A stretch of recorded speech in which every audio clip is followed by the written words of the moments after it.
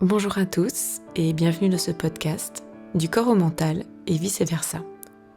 Je m'appelle Camille Allender, je suis diplômée en kinésithérapie depuis 2012, en microkiné depuis 2015 et en périnéologie.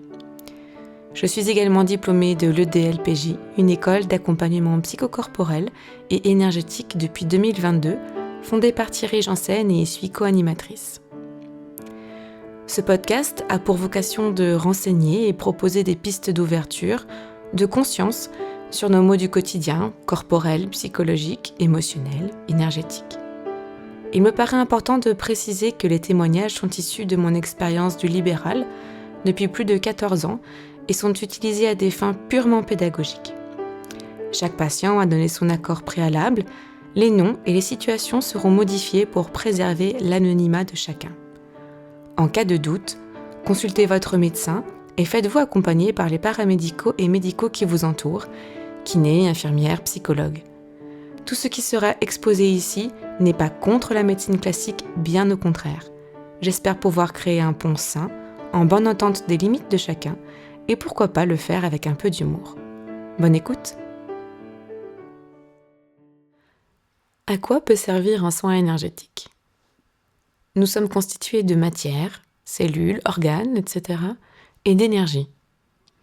Si vous en doutez, regardez ce que crée une personne qui rentre dans une pièce. Toute l'atmosphère change. Vous est-il déjà arrivé de penser à une personne et hop, elle vous appelle ?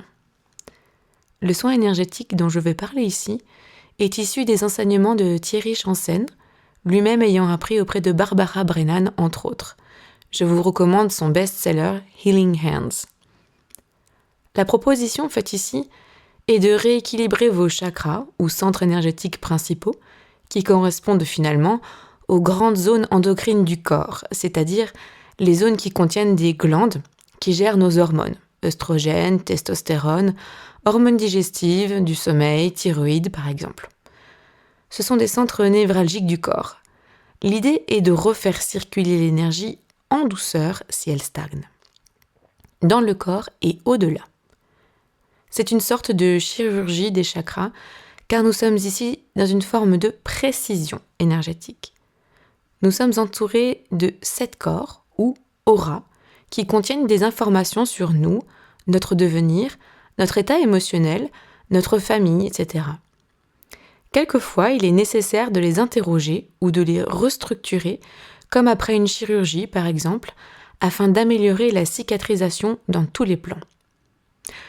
Alors, qui pratique ce type de soins ? Il y a autant de méthodes de soins énergétiques que de praticiens, magnétisme, reiki. Je ne peux que vous recommander d'y aller à l'intuition, et évidemment sur recommandation. L'idée étant que vous vous sentiez à l'aise avec le praticien.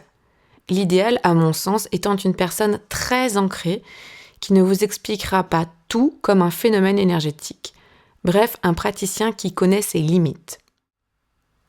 Pourquoi faire un soin énergétique ?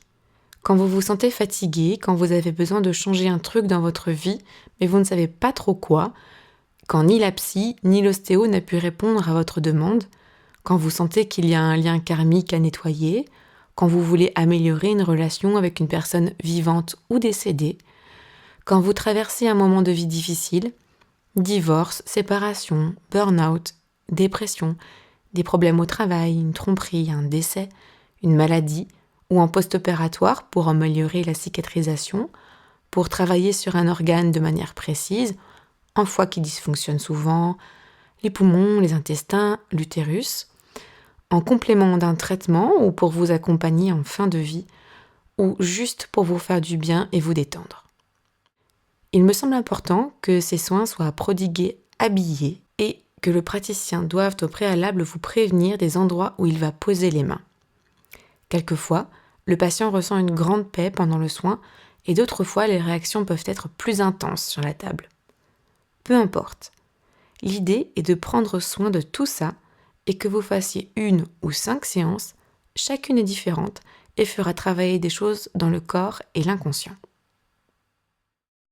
Si des questions apparaissent après ce podcast, vous pouvez m'écrire sur microkiné.alsace@gmail.com ou si vous souhaitez prendre rendez-vous, vous trouverez mes disponibilités sur rezalib.fr.